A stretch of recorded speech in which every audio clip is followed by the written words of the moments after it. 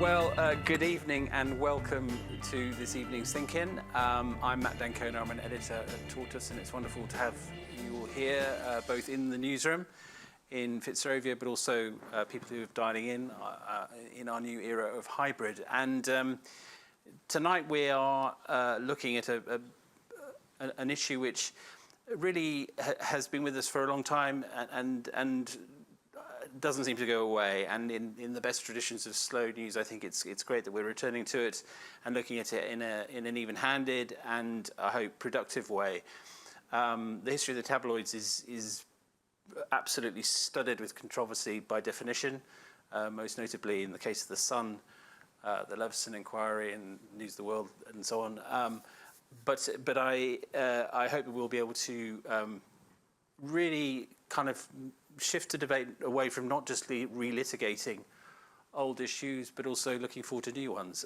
Although, of course, the two are inextricable. The subject of the title of the Think-In is "The Sunset is the age at the end of the tabloid age," and of course that's a deliberately and quite meta sort of Sun type headline. It's the headline that I think the Sun would have given to the Think-In if they were organising it. But it's interesting because when I was thinking about this before, I guess that I have some skin in the game. I used to work at News International and enjoyed it very much and made friends with lots of Sun journalists while I was there. I was at the Times, but this was in Wapping days, and people used to mingle a lot. Then later on, I found myself in the very strange position of being both hacked by the News of the World, but also, because he was my friend, giving a character witness for Andy Coulson at the Old Bailey, which I guess covers both bases. So in as much as anyone can be even-handed on that particular issue, I suppose I have a claim to that. But I have lived with this for a long time, and also I have to admit I've been reading The Sun for 40 years.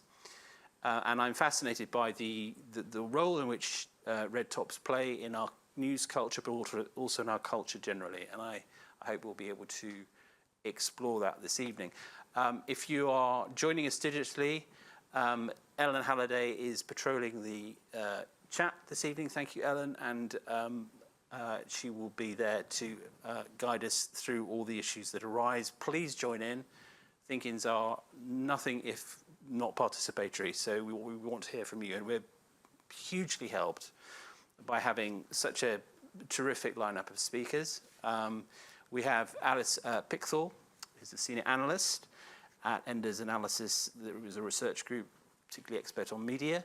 On my right, Graham Johnson, who's we were just talking about actually setting up a new publishing house, a journalist of great distinction across a wide variety of titles, including the News of the World and the Sunday Mirror, known as a whistleblower in the hacking case, but many, many, many more accomplishments to his name. Emma Jones on my left is a director of Hacked Off, and also, crucially to my own, again, personal part, at the risk of personalising the whole thing, a former editor of Smash Hits, which, if you're of a certain age, you'll understand is a really important thing. But she's worked for other newspapers as well with distinction, and we're delighted to have them here. And also Tom Baldwin is joining us digitally. Tom and I worked on the Sunday Telegraph back in the day, actually, and he is quite simply one of the best political journalists I've ever encountered, and a superb political brain. He's worked on different titles, principally the Times Sunday Telegraph. He was Director of Strategy and Communications under Ed Miliband, and has also written a book which I strongly recommend to you, called Control Delete, which is all about the relationship between politics, the media, and the decline of democracy. And it's a really subtle and rich book, which you come away with thinking quite deep thoughts and with many questions. So we'll be coming to Tom in due course. Alice, I wanted to start, if I may, with you, and just, looking, here we are, 2022, we're in the middle of a wartime crisis, having just come out of another crisis, and there's always I think there's always a question about how red tops, or whatever you want to call them, how they do during crises. Both specifically and generally, how would you say they are doing? So if we think about tabloid newspapers in two different forms, you've got print and you've got online. And so the printed product is in structural decline. It's fallen quite a lot. The pandemic exacerbated that. Both the circulations of The Sun and the Daily Mail are likely under 1 million. The Sun stopped publicly reporting their own circulation kind of midway through 2020, so we don't know that for sure. At the same time, the online audiences have completely exploded, and part of that was during the pandemic, and now with Ukraine, we've seen this kind of resurgence in time spent with news. So you have these two kind of divergent things happening at once, and the really kind of important thing to know is that the money was largely in print. So the printed newspaper made these publishers significantly more money. They could sell them per copy, so you were getting circulation revenue in there. But equally, each printed ad is worth more than a digital ad is online. So in the online space, even though the addressable audience is significantly larger, and actually a lot of it is now outside of the UK as well as inside of the UK, each one of those digital ads is worth significantly less. And so the publishers have shrunk in terms of their newsroom size. They all remain profitable. But the overall revenue is much smaller. So that's kind of broad level. Okay, so looking at the specifics, The Sun claims to have 28.4 million people a month watching, reading. The verbs are slightly variable. Is that an accurate figure, do you think? I had a slightly different number, but as I was saying before we started this thinking, you know, one of the kind of interesting parallels with a lot of the tabloids is the printed numbers were audited, and there was a body that audited all of those printed circulation numbers. The digital numbers aren't audited, right? Nobody audits any online figures. They come from a company, and you get kind of measurement tools that you can use to look at different online audiences, but nobody really knows how much engagement there is online. Sometimes the companies don't exactly know how many people are reading every piece of content, though they have become a lot better over time. So the number that I've got is about 35 million, kind of in terms of monthly brand reach for The Sun. And you've got to remember, that sounds like a really big number, and that's what, half the UK population. The overall number for global is sometimes, you know, double that. 55% of The Sun's total traffic is UK, but then there's 45% that's the rest of the world.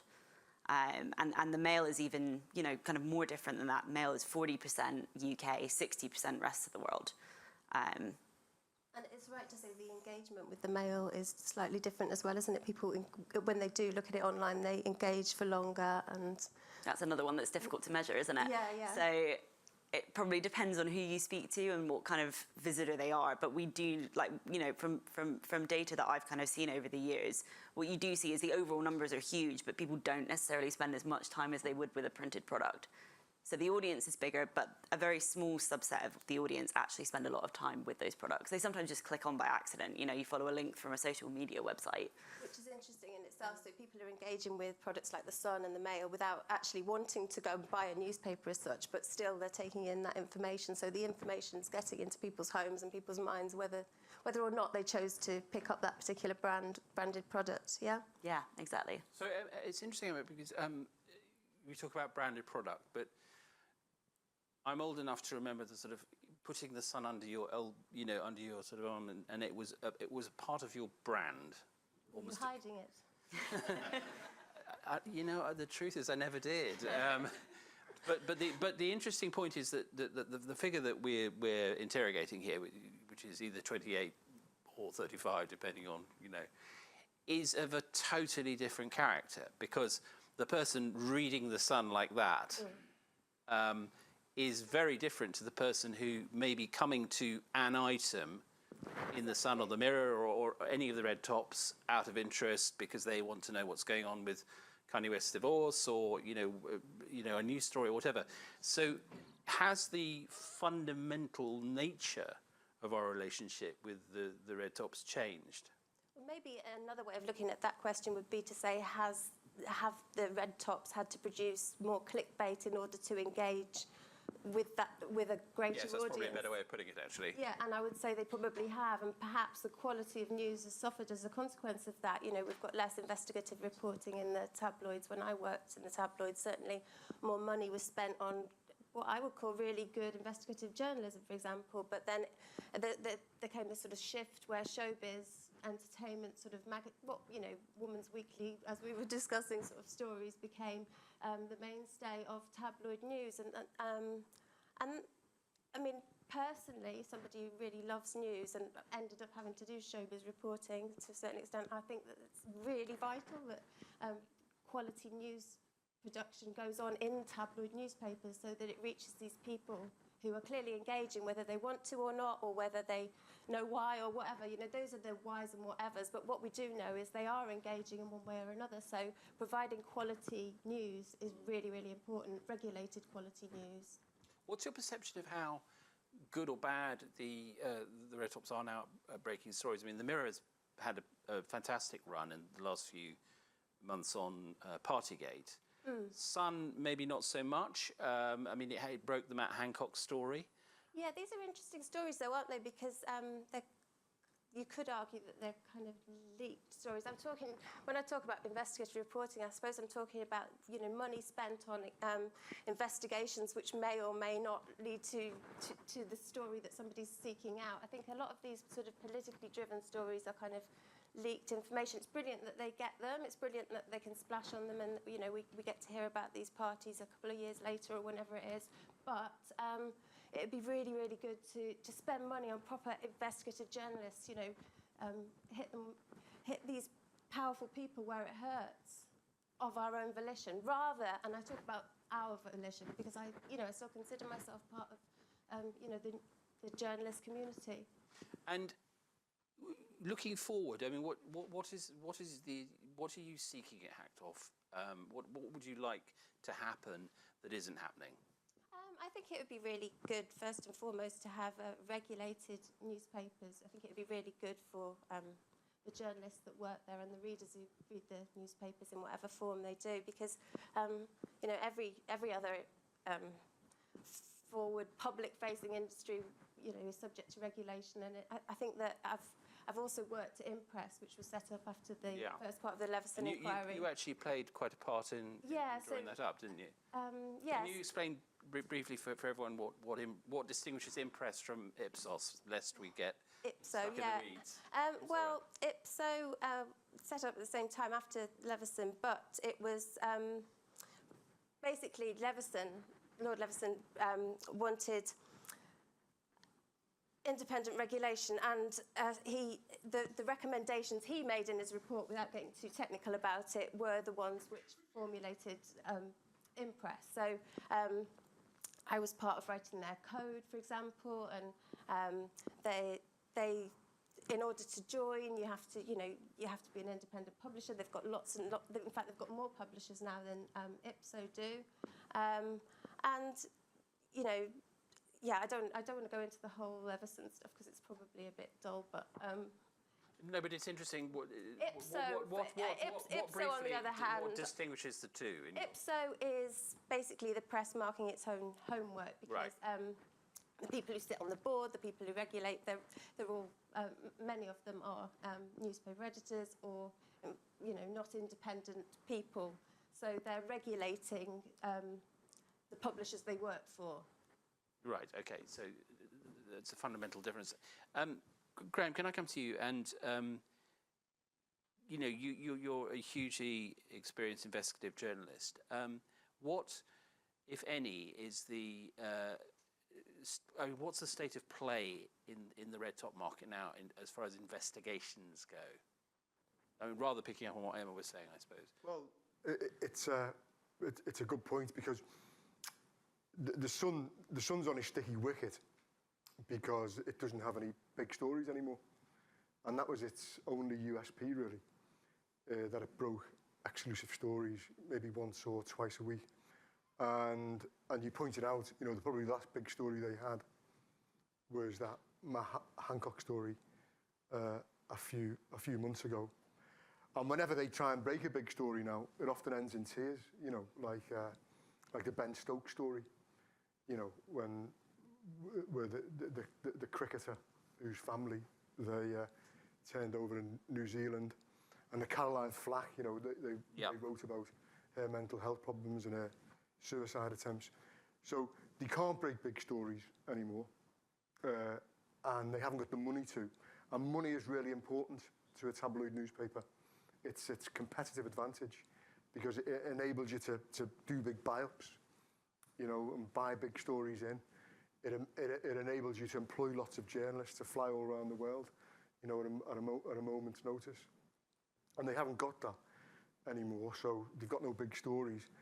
And also they can't hack or they can't blag anymore. And that was a huge source of exclusive stories. And the Sun, you know, used to hack and blag prolifically as the News of the World or any other paper, even though they denied it for years. And the first thing they do when someone rang up with a story, so the way a tabloid newspaper gets stories, you have ring-ins, your readers ring in and says, you know, I've just been abducted by a UFO or whatever. And the first thing the Sun would do often is they'd put a private investigator on that punter, as they called him, or her, to find out if they had been abducted by a UFO or they weren't. They hadn't just escaped from the local mental hospital. Or indeed UFO. Or UFO, which Yes, made sometimes happen. it was a much better story. But this is massively cost intensive. Yeah, it was you know, they spent millions on private investigators conducting illegal jobs day in, day out, and hacking and blagging and all the rest of it. So that's when you pick up, or when you read the story, when you open the Sun website now, and it's, you know, a lot of it's ripped off the internet. It's, you know, it's things on Twitter and Instagram and TikTok, or it's real life stories. That's probably their main competitive advantage now. Is, you know, I was attacked by a swarm of bees. You know, the type of stuff used to lead in Take a Break, or the women's magazines, as they used to call them. You know, that's probably their main, you know. So that's why they haven't got as many readers as they had. You know, that's why it's in decline, certainly the paper. And that's why they haven't got as much clout, you know. I mean, is it partly because so many of the roles and functions that one associated with the Sun or the Mirror, you know, 40 years ago, 30 years ago, have now actually just been dispersed into the internet? Yes, yeah, because a lot of the, so for example, when the Sun was at its height, you know, or, you know, probably in the 1990s, 2000s, they would spend millions of pounds on paparazzi photographers. Yep. And there'd be a handful of multi-millionaire paparazzi photographers who would fly around the world day in, day out, you know, Barbados one day, Dubai the next, Spain, you know, all these glamorous places, taking these pictures, often tracking their prey using flight blags. So they would have a blagger working for them and a hacker trying to find out which hotel the person had gone to, trying to pull their credit card to find out, you know, which restaurant they'd been to, or whatever, you know, blagging BA and Mauritius to find out which flight they were on. And anyway, that's all been wiped out because they pick it all off Instagram and TikTok now for nothing, you know. So you're right about that. It's been outsourced to the sort of disaggregation process. And it's often the people who the targets of the stories, you know, the famous people, you know, Liz Hurley or you know, all these Love Island people who are putting it on Instagram themselves. Thanks so much, Graham. I'd like to come to Tom, if I may. Tom, I don't know if you're available down line, if we can get to you. There you are. Hello. Great to see you. How are you? I'm very well. How are you? I'm very well indeed. Tom, so much we could talk about. I mean, just trying to focus in a little bit. You know, you've seen both sides now, like Joni Mitchell. I mean, you really have, as far as this issue is concerned. And when you look back at your time at the Labour Party and the kind of relationship you had with the Red Tops, how, if at all, do you think that has changed? You know, since you left the party. I mean, our relationship with particularly the Sun was obviously coloured by the stance that Ed Miliband took on phone hacking, and you know, we received direct threats at the time from what I think can be termed sort of senior Sun executives that if you continue doing this, we'll come after you, and they did, and it was a very, very hostile environment to work in. Now, I think its position and its influence in politics was already declining then. I mean, you've got a paper which was 15, 20 years ago selling, people were paying for it, 4.5 million copies a day. It's now selling, we think, less than 1 million. So part of its shtick was always, we know what the public think. We can tell you what the great British people are saying and thinking. Well, if you've lost 80% of your sales with the great British people, I don't think you're really in a position to lecture us about what the great British people are really thinking anymore. Now, they get online digital clicks and shares, but people aren't paying for it anymore. And I think that's a huge reduction in their influence. It's a bit like, I suppose, it's like kind of the coolest kid at school who knew everybody and might pick on you occasionally. You might still invite them to the party. They're now like a kind of rather vicious old man who is going to tell you some sort of off-color jokes they've already read on the internet and may lose control of their bowels at any moment. Now, the former, you might still have it at your kitchen table. The latter, probably not. You certainly wouldn't trust them with your children or even your pets. Right. Well, this is as elaborate and compelling a metaphor as we've had, I think, for some time. I should stop briefly as everyone absorbs it. I mean, one specific that came to mind, Tom, was we were talking about earlier about this, and thinking back to just before we were colleagues on the Sunday Telegraph, and what a huge moment it was just before the 97 election. I think it was 95, 96 when the Sun backed Tony Blair.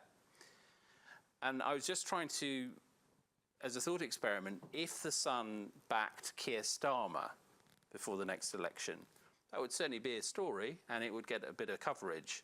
But would it be the seismic moment that the backing of the support for Blair was back in the 90s?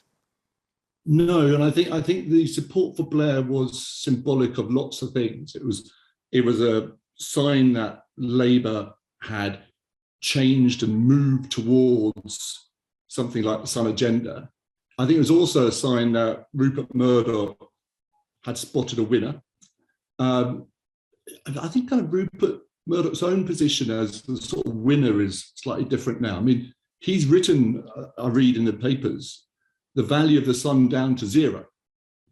So this is not the kind of big, brash, successful news machine it was. It's a kind of legacy in his empire, something which occasionally embarrasses him. I mean, one of the reasons it's worth nothing is because it's still got huge legal bills and costs to pay for phone hacking. So it's just a sort of slightly bad smell in political national life still. Okay, Tom, well, thank you for that. We'll come back to you very shortly. Is Andrew Butler around? There he is. Andrew, hi. Sorry, I'm going to do to Andrew what all ex-employees of The Sun fear, and I know he's very much up to it. You were an employee of The Sun before. You were very good enough to come and be our head of social at Tortoise.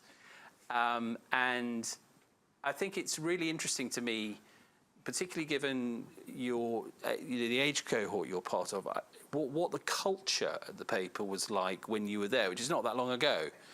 Did it have that sort of? I mean, Tom was talking about the kind of the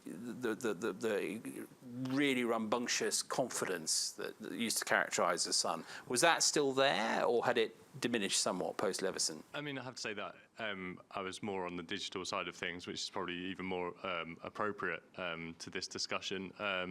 There was certainly some rambunctiousness to proceedings, but nowhere near as much as you would have read about when I was growing up.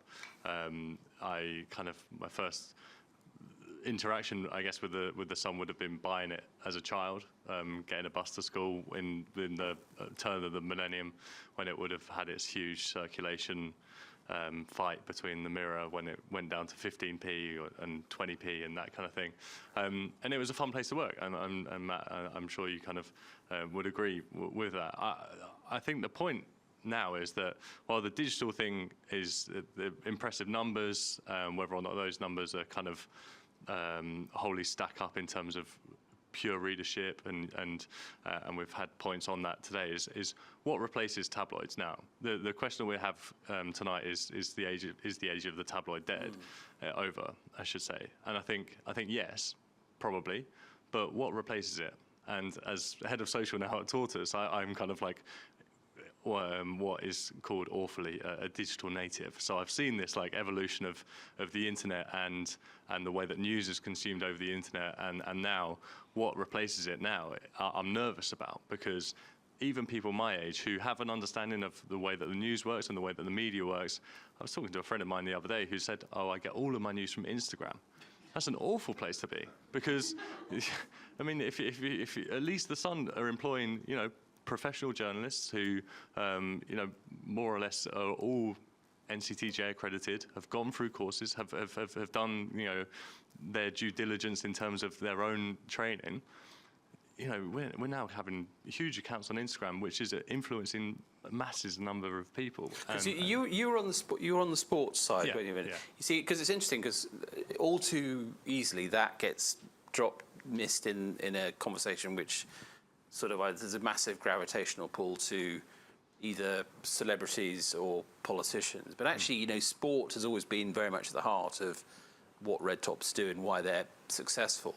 So I suppose a question is, how do you feel that role is doing? Because actually, everything you just said about needing really high quality journalists, and I think the Sun was generally reckoned to have had a good Euros. I think that how can that be preserved? Because it's not cheap, is it?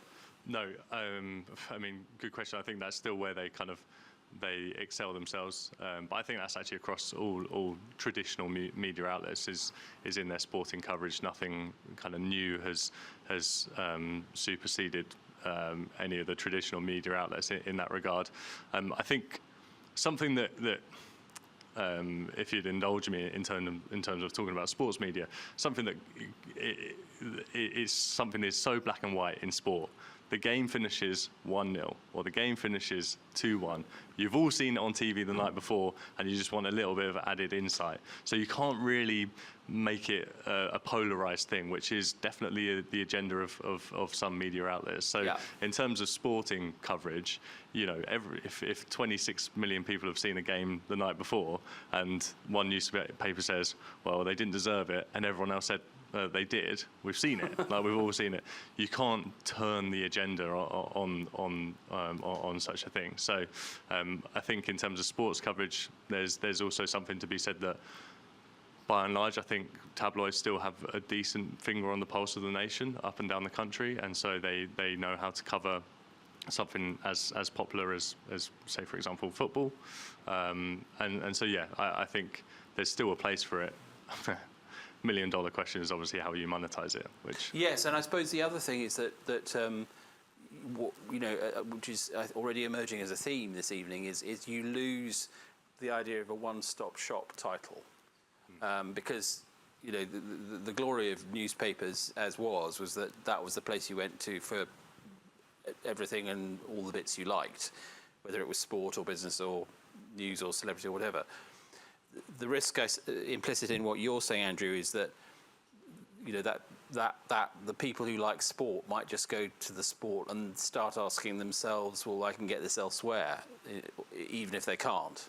Yeah, for sure. And I mean, again, I come back to kind of my initial point is what does replace it? If it's not them, who will, and who has the commercial wherewithal to replace it? Because the thing that something like the Sun and the Mail and the Mirror all have at least is years and years and years worth of knowledge in terms of commercialization and advertising know-how. So, yeah, I mean, perhaps they will employ people who are digital first employees in terms of commercialization, but at the moment, they're probably, because the papers are always the thing that the paper is always the thing that kind of comes up first. So whilst they're verging towards digital, and all traditional media outlets will be, the newspaper was always like the number one thing that everyone looked out for in terms of figures and numbers and readership. It was always the newspaper, and I mean that's probably just not appropriate anymore. I mean, just final quickly, I wanted to ask you, Andrew, was you talk about digital natives, and it's a very important distinction. Did you have enough data or focus group information to have a sense of whether digital natives regarded the Sun as a brand with all its baggage as different to people of my age cohort, who've lived through all the, the various trials and tribulations, and also the past of, who remember the Sun and Gotcha and that period? No, I think is a simple answer. I think what was said earlier was right in terms of, if you're top of Google, it doesn't matter where you're getting your news from. If so much news is consumed by Kanye West divorce, okay, right, that's top of Google, I'll click on that. Whether it's the Mail, Mirror, the Sun, it doesn't matter. And so I don't think it does have that baggage.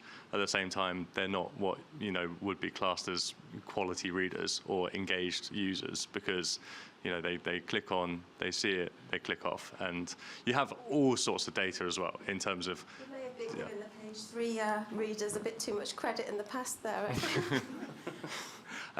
There's all sorts of data out there in terms of dwell time as well. So you can see someone has clicked on a story for 12 seconds and then clicked off straight away. Okay, fine. And if an average page has got a dwell time of like 15, 20 seconds, does that associate you with the brand at all? Probably not. It's a very, very different relationship. I don't know whether Katie Vanek-Smith is around. Katie, are you there? Hey, Matt. Hey, Katie. Good to see you. I just wanted to, because I know you've been involved in different media organisations. You've worked at news.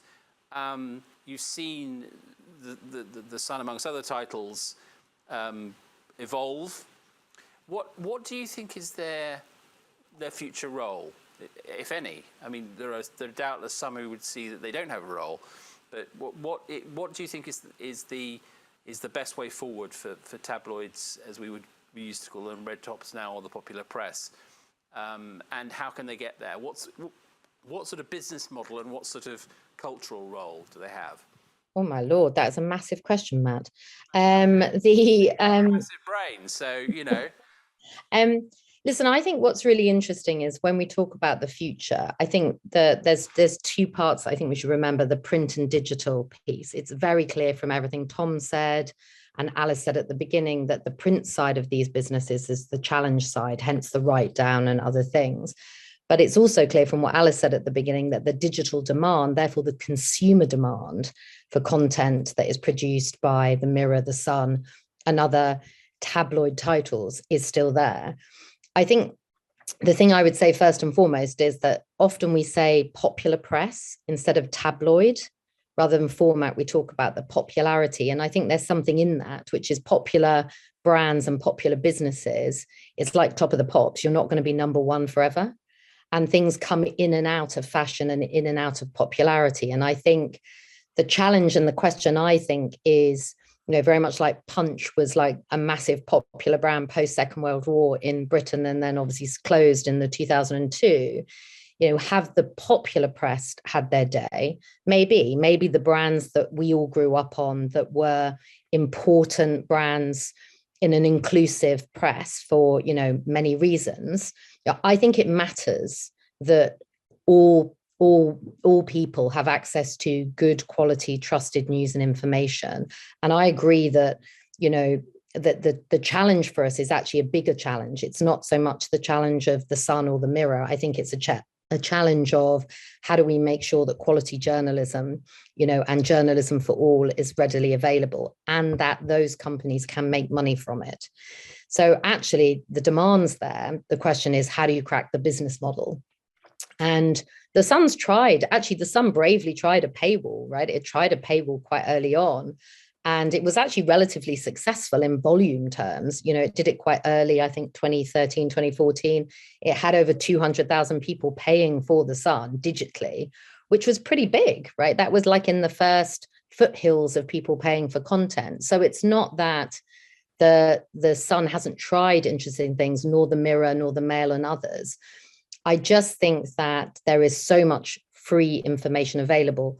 Reimagining how you are popular and you make something that people are prepared to pay for is actually the big question. And I don't know the answer to that, because if I did, I'd probably still be working at News and working on that. I think it's a really, really big challenge. I mean, I would say more broadly that you're starting to see, I think, interesting things happen where digital advertising isn't making good money. You are seeing interesting things happening in commerce. The big platforms are now having to contribute money towards content creators because of the value of that content in the ecosystem in general. But yes, I don't know what the answer is for the Sun to match the demand to the revenue. But, that number at the beginning that Alice talked about, I put it in the chat. Ipsos did a survey which included Apple News.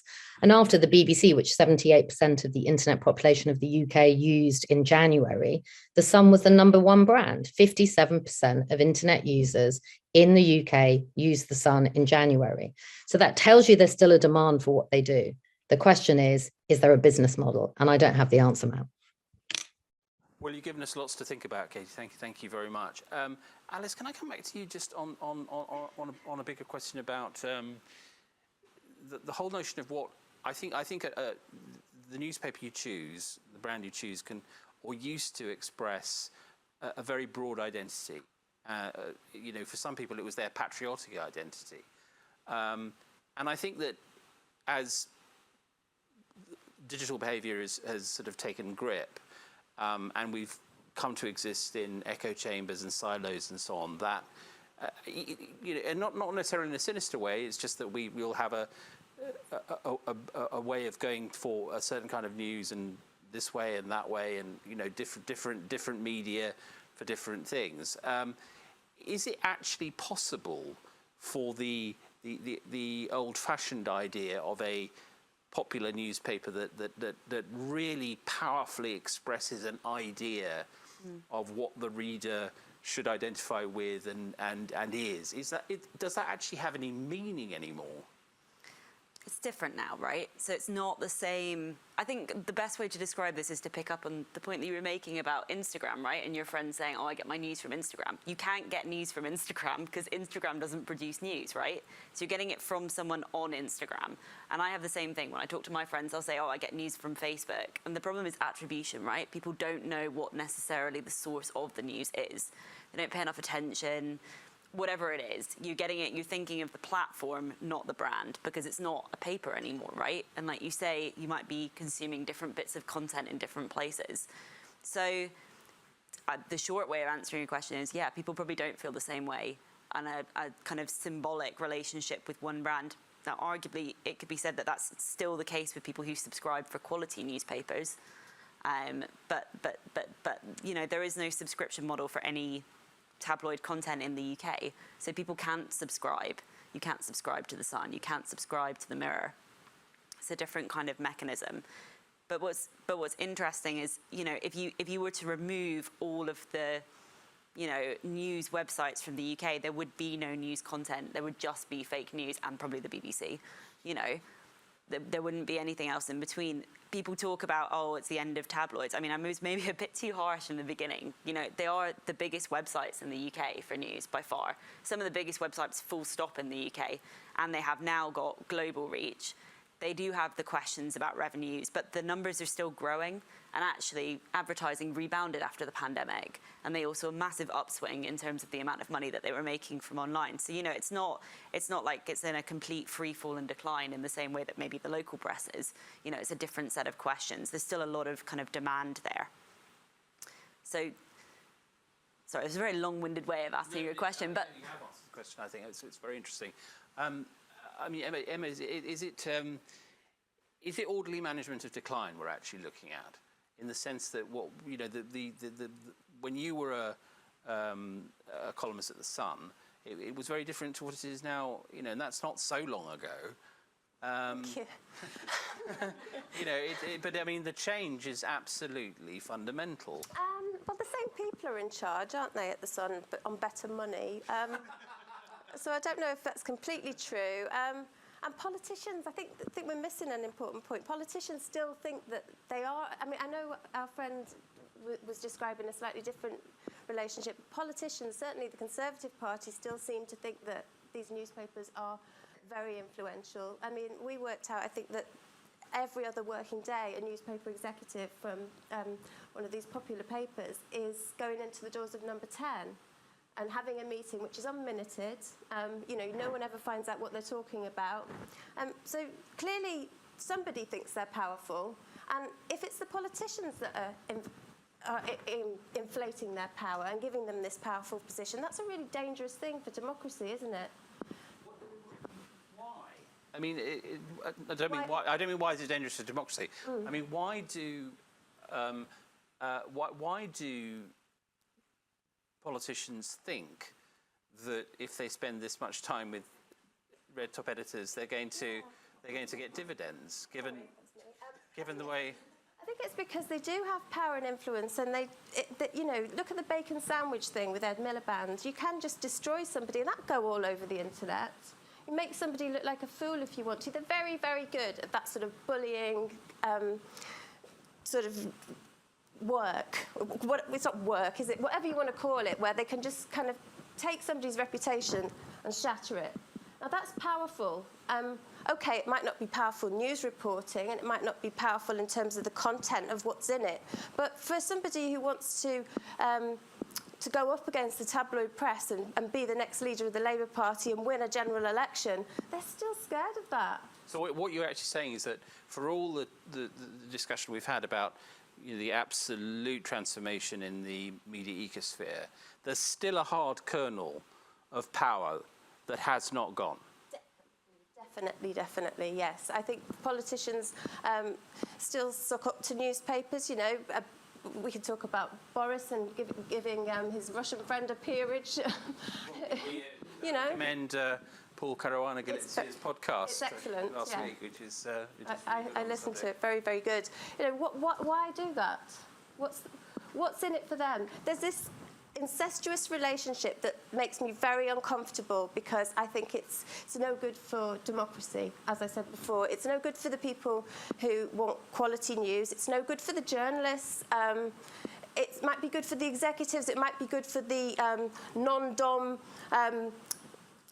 newspaper owners who don't pay tax in this country but have these mouthpieces that, they clearly still think these are important things, or they would just scrap them. They're businessmen, sort of. So, they're very, very it's powerful. Still there. Yes. Graham, I want to come to you in a second, but first, I think, Tom, you wanted to come back in. Hi, Tom. I think you're on mute. Try again. Can you hear me now? There we go. Yeah, great. Yeah, so, I think there is a problem for democracy in this decline of the tabloid papers, in that if you're not selling lots of copies of paper, physical copies of papers now, they're going down this business model of trying to maximize their clicks and shares and eyeballs on digital content. That means they begin to kind of impersonate the internet.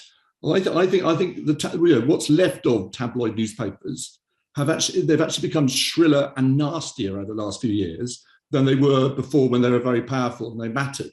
You think of the shock we all felt when The Sun put Neil Kinnock's head in a light bulb in 1992. In 2017, they put Jeremy Corbyn in a dustbin, and no one really cared. It just sort of, that was just factored in, wasn't really that shocking compared to what we read every day. So what we're getting now, I think, is almost a cliff edge between the serious journalism on tortoise and on broadsheet papers, which people pay for and they subscribe for, and then at the bottom of the cliff, you've got traditional news providers imitating or regurgitating what's appeared on the internet. And it's like living off the digital fumes. And so you've got half the population who are as well informed in public square as they ever were, and the rest of the population who are living off clickbait, regurgitated material off the internet, sort of sub-porn. And I think that's a real problem for democracy and part of the polarization we're in at the moment. Thanks, Tom. Graham, let me come to you again, and again, sort of to rephrase the question. One thing we haven't really talked about enough perhaps is the relationship between the redtops and the tech platforms, and obviously there now is a degree of money coming into the newspapers that there wasn't before. But actually, is big tech now a much bigger issue, a much bigger problem, a much bigger social factor than these titles that we're talking about this evening? No, I think tabloid papers, online tabloid papers, I still think they're very powerful and influential. And a lot of it's got to do with the point which the former Sun journalist made, Andrew, before. These are highly trained people who come to work at tabloids. They're really clever, they're really hard worker. It's a really difficult job, and they're able to do amazing things. A lot of the time, and I think that's why they're still flourishing online. And I think there's a bright future for the Mirror and the Mail and all the rest of it. But the Sun's a different story, and I think Tom and Emma picked up on it. This is a corrupt organisation, in my view. And you mean structurally? Yeah, the same old faces are in charge. Rebecca Brooks, Victoria Newton, these people who were terrorising the Labour Party, like Tom spoke about 10, 15, 20 years ago. And they're still in charge. And when I worked in tabloids, and Emma might back me up, the currency in the newsroom was fear and bullying. They would bully their journalists. They would bully the people who rang up with stories, like I told you before. They'd set private investigators on them.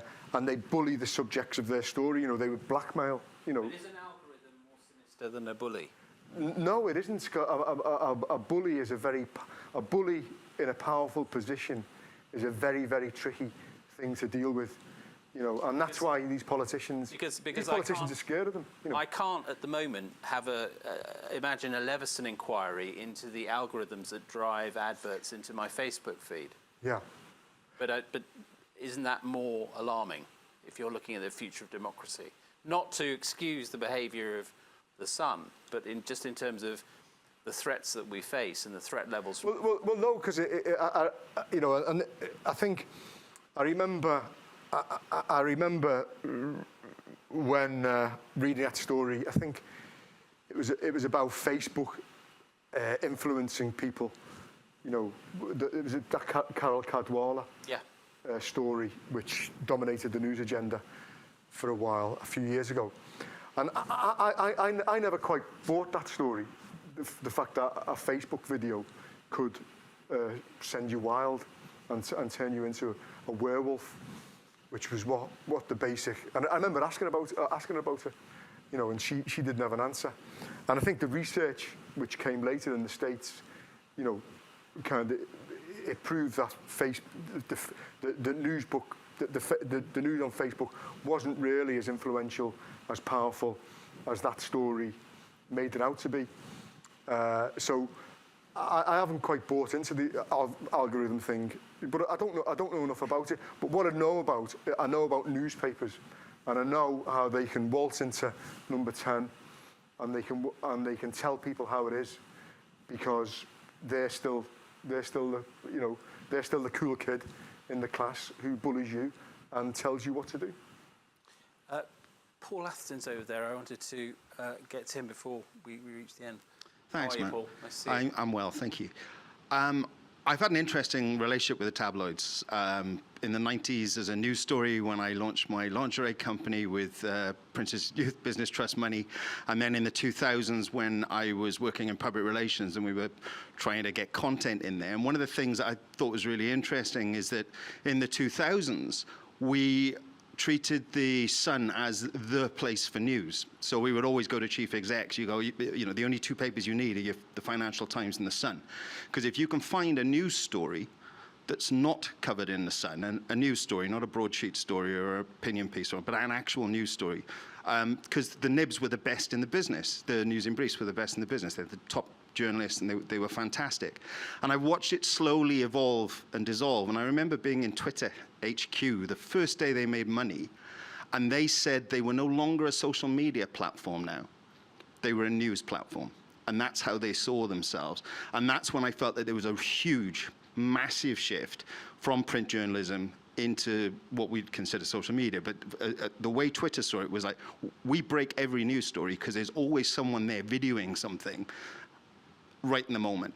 So before the news crews get there, before the reporters get there, there's someone covering that story. So that's how they saw themselves, and that's where they shifted. So they still don't see themselves as a social media platform now. They see themselves as a news delivery platform, and I thought that was quite fascinating in the shift and change and how quickly that happened. But how do you feel about that? I think when Twitter had it, I think I was okay about it, because most BBC journalists I was talking to saying they got all their breaking news from Twitter.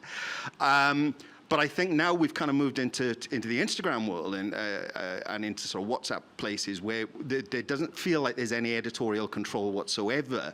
And these things, as you pointed out, are driven by algorithm and clickbait. So it's what people are most engaged with rather than what's most important to deliver as content. I think that's a really big problem and a massive issue and something we're not addressing.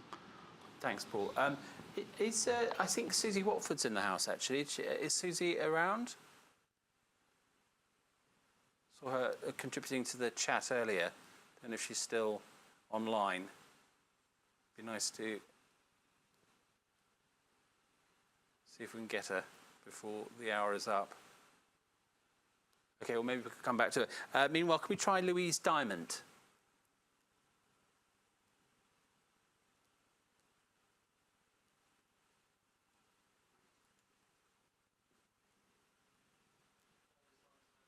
They're all gone, okay. Well, not to worry. Let's go to you, sir. My name's My name's Evan Harris. I used to run Hacked Off in the old days, and before that I was a politician. And I wanted to point out that I think two things. Firstly, it's in the interests of the people running the newspapers to argue for the motion, in fact, because they're trying to, and that's why you see these attacks on social media and indeed the BBC on their rivals. I'm not saying, I think disagree with Graham, I think there is clearly a danger from unregulated social media and the effect it can have. But it's in the interests of these powerful people to make out they're not powerful. Why do politicians still value them?